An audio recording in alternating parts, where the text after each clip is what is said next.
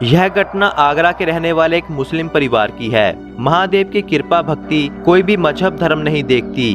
कैसे एक मुस्लिम परिवार को महादेव ने मौत के मुंह से बचाया, यह सुनकर आपकी रूह तक कांप उठेगी। और महादेव की महिमा की गूंज आज भी आगरा की उन गलियों में गूंज रही है। करीम पेशे से एक जूता व्यापारी है। करीम ने बताया कि यह घटना 2005 की है, जब उनके घर पर भूत प्रेत का साया था और उन्हीं के पहचान वाले ने उनके घर पर आत्मा का प्रकोप डाला था। करीम कहते हैं कि मेरे पिताजी पाकिस्तान से थे और आगरा में उनका कारोबार था। 1947 से पहले ही वह आगरा में शिफ्ट हो चुके थे और मोची का काम करते करते उन्होंने जूते का छोटा सा कारोबार शुरू किया था। करीम बताते हैं कि जिस जगह पर उनका घर था वहाँ पर एक ही मुस्लिम घर हुआ करता था और बाकी घर हिंदू फैमिली के थे और गली में एक पुराना शिव मंदिर भी था।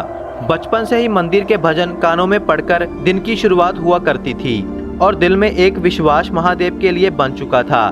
जब हमारे पिताजी हमें मस्जिद लेकर जाया करते तो कहते थे कि सारे धर्म एक हैं, भगवान सिर्फ एक है। जैसे हमारे दिन की शुरुआत महादेव के नाम से शुरू होती है तो इससे हमारा धर्म नहीं बदलेगा और ना ही हमारे दिल में महादेव के खिलाफ कोई नफरत आएगी, बल्कि एक विश्वास महादेव के लिए दिल में बनता है। इस तरह से महादेव के नाम से लगाव मुझे बचपन से ही था।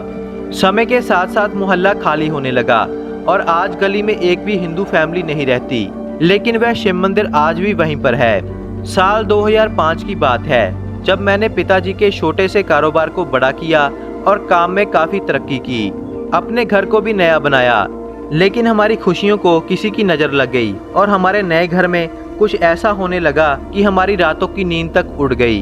घर में प्रवेश करते ही कुछ दिनों बाद ही सारे परिवार को घर में एक अजीब सी आवाज़ें सुनाई देने लगी। पहले तो हमने इग्नोर किया, लेकिन आवाज़ें दिन पर दिन बढ़ती रही। तभी एहसास होने लगा कि हमारे परिवार के अलावा कोई दूसरा भी हमारे घर में है। फिर कुछ ही दिनों में एक भयानक साया मेरी पत्नी को दिखाई दिया और डर के मारे वह बीमार चलने लगी, यहाँ तक कि उसने बोलना भी छोड़ दिया था। कुछ ऐसा ही मेरी छोटी लड़की के साथ भी हुआ। परिवार मौत की कगार पर खड़ा था और मेरा कारोबार दिन पर दिन कम होता जा रहा था। 2005 जनवरी की बात है, जब एक रात मैं अपने कमरे में सो रहा था, मेरी पत्नी भी साथ में थी, कि रात में मुझे मेरे चेहरे पर कुछ टपकता हुआ महसूस हुआ।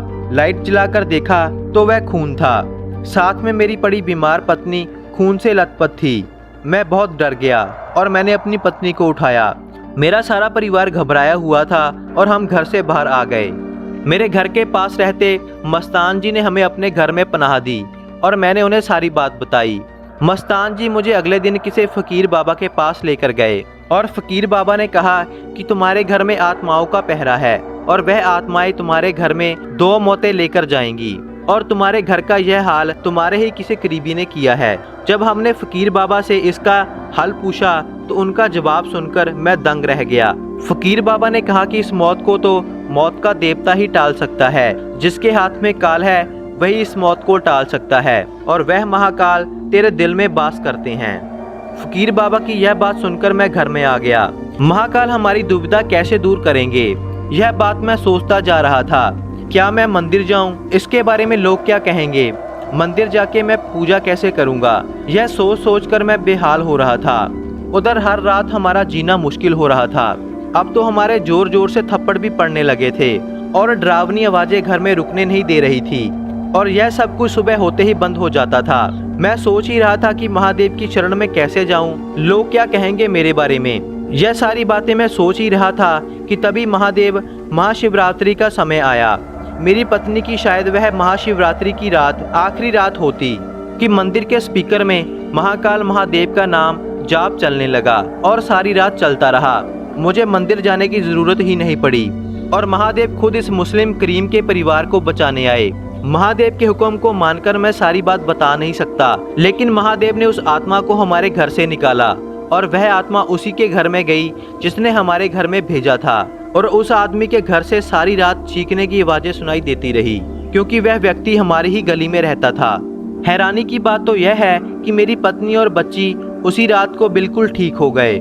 मेरी पत्नी और बच्ची के गले में एक एक रुद्राक्ष भी बांध रखा है और वह रुद्राक्ष कहाँ से आया मैं यह बता नहीं सकता, लेकिन उसी रात से अब तक वह रुद्राक्ष उनके गले में है। हर हर महादेव।